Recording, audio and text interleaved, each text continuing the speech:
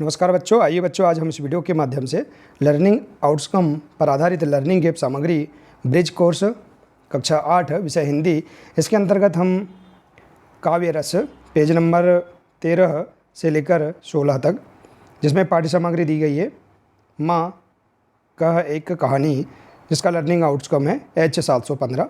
तो आइए बच्चों देखते हैं और इसके माध्यम से हम जानेंगे काव्य के बारे में। तो आइए देखते हैं। देखिए, एक जो कहानी दी गई है इसे हम पढ़ेंगे। एक देखिए कविता के माध्यम से, माँ कह एक कहानी, राजा था या रानी, माँ कह एक कहानी। तू है हटी मान धन मेरे, सुन उपवन में बड़े सवेरे, तात भ्रमण करते थे तेरे, जहाँ सुर भी मनमानी, जहाँ सुर भी मनमानी, हाँ माँ यही कहानी। वण वण के फूल खिले थे, झलमल कर हिम बिंदु झिले थे, हल्के झोंके हिले मिले थे, लहराया था पानी, लहराया था पानी, हाँ हाँ यही कहानी।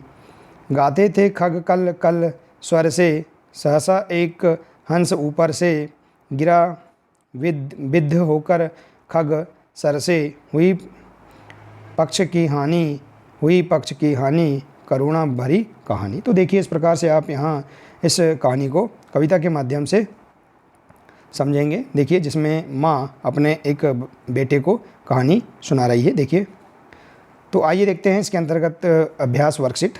देखिए यहाँ दिया है, इस कविता में किस के बीच चर्चा हो रही है। तो देखिए, इस कविता में माँ बेटे के बीच चर्चा हो रही है। इसी प्रकार से देखिए, माँ के बेटे के प्रति किस भाव को प्रदर्शित किया गया है। तो देखिए, माँ के बेटे के प्रति करुणा भाव को प्रदर्शित किया गया है। इसी प्रकार से देखिए, बच्चे प्रायः किन किन से कहानी सुनने का आग्रह करते हैं।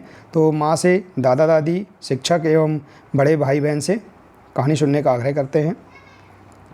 इसी प्रकार से हैं, हंस का आहत होकर गिरता देखकर किस प्रकार के भाव का उदय होता है। तो करुणा भरे भाव का उदय होता है। ठीक है। और इसी प्रकार से देखिए, अगला है, भाव किसे कहते हैं। तो देखिए, भाव कविता का विषय शारीरिक क्रिया और मानसिक भावनाओं दर्शकों तक पहुंचाता है। देखिए, और भाव की परिभाषा यहाँ दी गई है इस प्रकार से। देखिए, भाव वह आनंद है, मानव मन आनंद का सागर है। भाव मन की वह स्थिति है जो किसी विशेष वस्तु या व्यक्ति के प्रति किसी विशेष दशा में होती है। तो इस प्रकार से आप भाव की परिभाषा लिख सकते हैं। ठीक है बच्चों। अगला है, भाव हमारे शरीर के किस अंग में विद्यमान रहता है। तो भाव हमारे शरीर के मन, मस्तिष्क एवं हृदय में विद्यमान रहता है। इसी प्रकार से देखिए, भाव का संबंध काव्य के किस अंग से है। तो भाव का संबंध काव्य के रस से है। ठीक है।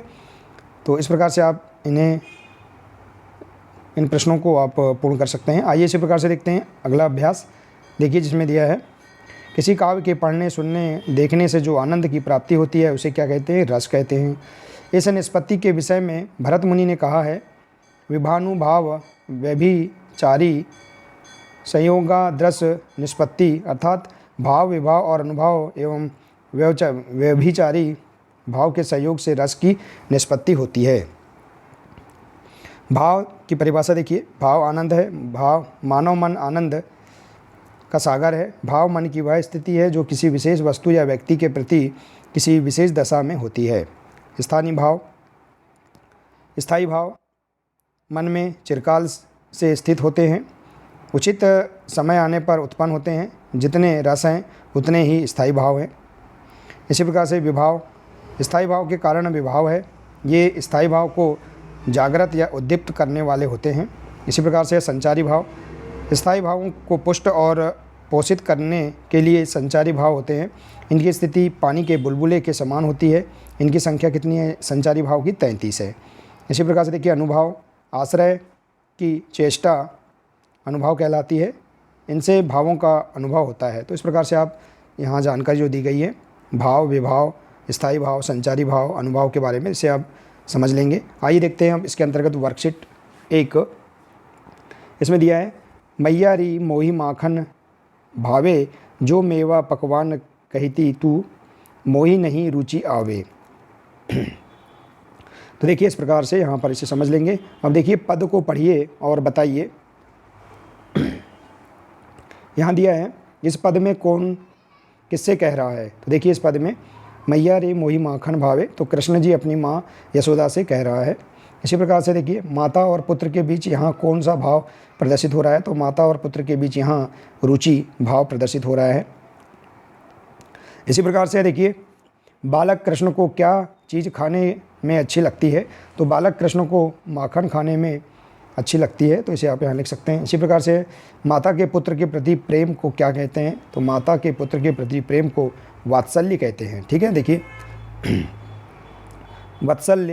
वत्सल भाव किस रस में होता है। तो वात्सल्य रस में होता है। तो इस प्रकार से देखिए आप इन प्रश्नों के आंसर दे सकते हैं। आइए इसी प्रकार से देखते हैं अगला पेज है, इसमें दिया है देखिए पेज नंबर 16।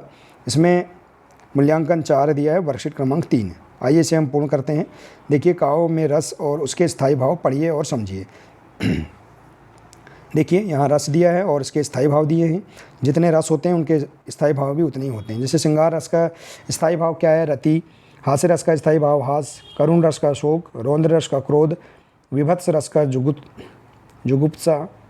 भयानक रस का भय। अद्भुत रस का आश्चर्य विस्मय। वीर रस का उत्साह। शांत रस का निर्वेद।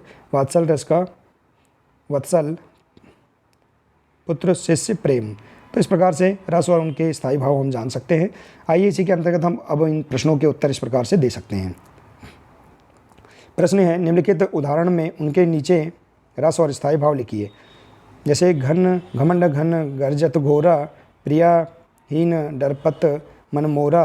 दामिनी दमक रही घन याही। खल की प्रीति जथा थिर नाही। तो देखिए इसमें अद्भुत रस है और इसका स्थायी भाव आश्चर्य है। इसी प्रकार से है शोक विकल सब रोही रानी। रूपशील गुण तेज बखानी। करहीं विलाप अनेक प्रकारा। परहीं भूमि तल बारहीं बारा। तो इसमें देखिए करुण रस है, इसका स्थायी भाव शोक है।